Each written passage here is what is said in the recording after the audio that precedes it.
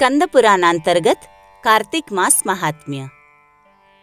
कार्तिक शुक्ल प्रतिपदा और यम द्वितीया के कृत्य तथा बहन के घर में भोजन का महत्व। ब्रह्मा जी नारद जी से कहते हैं कि तत्पश्चात कार्तिक शुक्ल प्रतिपदा को आरती करके स्वयं सुंदर वस्त्राभूषणों से सुशोभित होकर कथा, गायन, कीर्तन और दान आदि के द्वारा दिन को व्यतीत करे। इस दिन स्त्री और पुरुष सभी को तिल का तेल लगाकर स्नान करना चाहिए।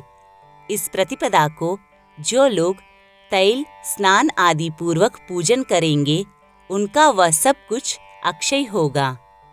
संसार में प्रतिपदा तिथि प्रसिद्ध है, उसे पूर्व विद्या होने पर नहीं ग्रहण करना चाहिए। अमावास्या विद्ध प्रतिपदा में तैलाभ्यंग नहीं करना चाहिए, अन्यथा मनुष्य मृत्यु को प्राप्त होता है। यदि दूसरे दिन एक घड़ी भी अविद्या प्रतिपदा हो तो उत्सव आदि कार्यों में मनीषी पुरुषों को उसे ही ग्रहण करना चाहिए। दूसरे दिन यदि थोड़ी भी प्रतिपदा न हो तो पूर्व विद्या तिथि ही ग्रहण करनी चाहिए। उस दशा में वह दोषकारक नहीं होती है। जो मनुष्य उस तिथि में या उस शुभ दिन में जिस रूप से स्थित होता है उसी स्थिति में वह 1 वर्ष तक रहता है। इसलिए यदि सुंदर, दिव्य एवं उत्तम भोगों को भोगने की इच्छा हो तो उस दिन मंगलमय उत्सव अवश्य करे। प्रातःकाल गोवर्धन की पूजा करे। उस समय गौओं को विभूषित करना चाहिए और उनसे बोझ ढोने या दूहने का काम नहीं लेना चाहिए। गोवर्धन पूजन के समय इस प्रकार प्रार्थना करनी चाहिए। गोवर्धन धराधार गोकुलत्राणकारक विष्णु बाहु कृतोच्छाय गवाम कोटि प्रदो भव या लक्ष्मीर्लोकपालानां धेनुरूपेण संस्थिता घृतं वहति यज्ञार्थे मम पापं व्यपोहतु अग्रतः संतु मे गावो गावो मे संतु पृष्ठतः गावो मे हृदये संतु गवाम मध्ये वसाम्यहम्। अर्थात पृथ्वी को धारण करने वाले गोवर्धन, आप गोकुल की रक्षा करने वाले हैं। भगवान विष्णु ने अपनी भुजाओं से आपको ऊंचा उठाया था। आप मुझे कोटि गोदान देने वाले हो। लोकपालों की जो लक्ष्मी यहाँ धेनु रूप से विराज रही है और यज्ञ के लिए घृत का भार वहन करती है, वह मेरे पापों को दूर करे। गाये मेरे आगे हो, गाये मेरे पीछे हो, गाये मेरे हृदय में हो और मैं सदा गौओं के मध्य में निवास करूं। इस प्रकार गोवर्धन पूजा करके उत्तम भाव से देवताओं, सत्पुरुषों तथा साधारण मनुष्यों को संतुष्ट करे। अन्य लोगों को अन्नपान देकर और विद्वानों को संकल्प पूर्वक वस्त्र, तांबूल आदि के द्वारा प्रसन्न करे। कार्तिक शुक्ल पक्ष की यह प्रतिपदा तिथि वैष्णवी कही गई है। जो लोग सब प्रकार से सब मनुष्यों को आनंद देने वाले दीपोत्सव तथा शुभ के हेतुभूत बलिराज का पूजन करते हैं, वे दान, उपभोग, सुख और बुद्धि से संपन्न कुलों का हर्ष प्राप्त करते हैं और उनका संपूर्ण वर्ष आनंद से व्यतीत होता है। प्रतिपदा और अमावास्या के योग में गौओं की क्रीड़ा उत्तम मानी गई है।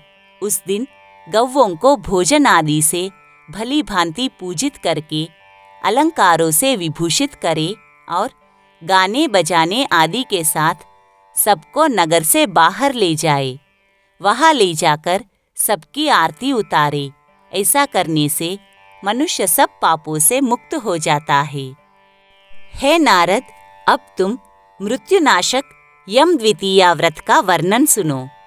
द्वितीया तिथि को ब्रह्म मुहूर्त में उठकर मन ही मन अपने हित की बातों का चिंतन करे।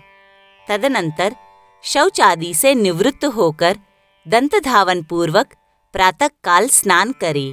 फिर श्वेत वस्त्र, श्वेत पुष्पों की माला और श्वेत चंदन धारण करे, नित्य कर्म पूरा करके प्रसन्नतापूर्वक औदुंबर के वृक्ष के नीचे जाए और वहां उत्तम मंडल बनाकर उसमें अष्टदल कमल बनावे।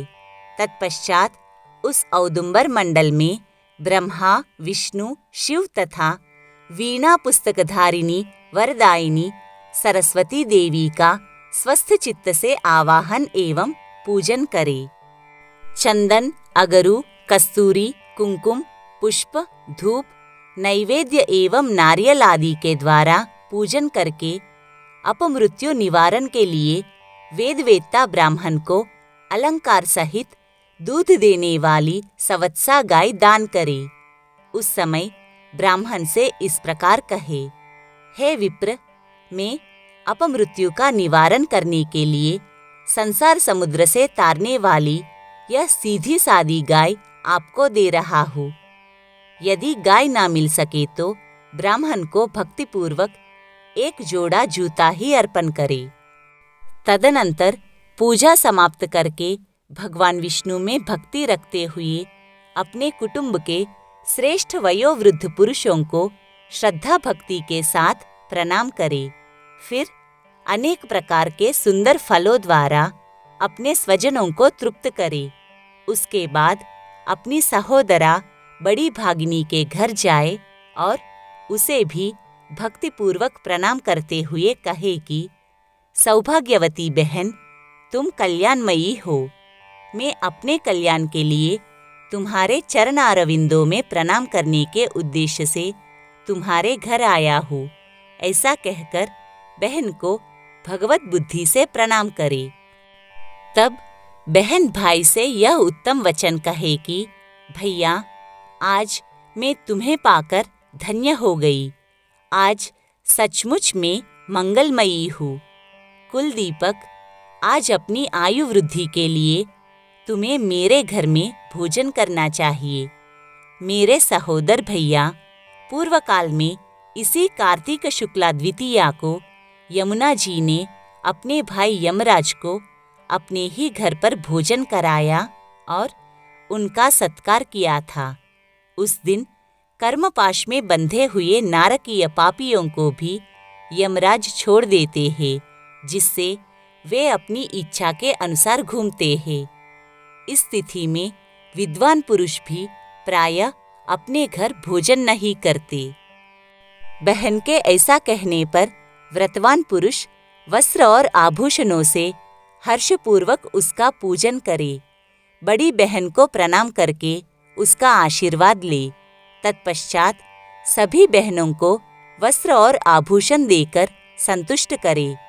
अपनी सगी बहन न होने पर चाचा की पुत्री अथवा पिता की बहन के घर जाकर आदरपूर्वक भोजन करे।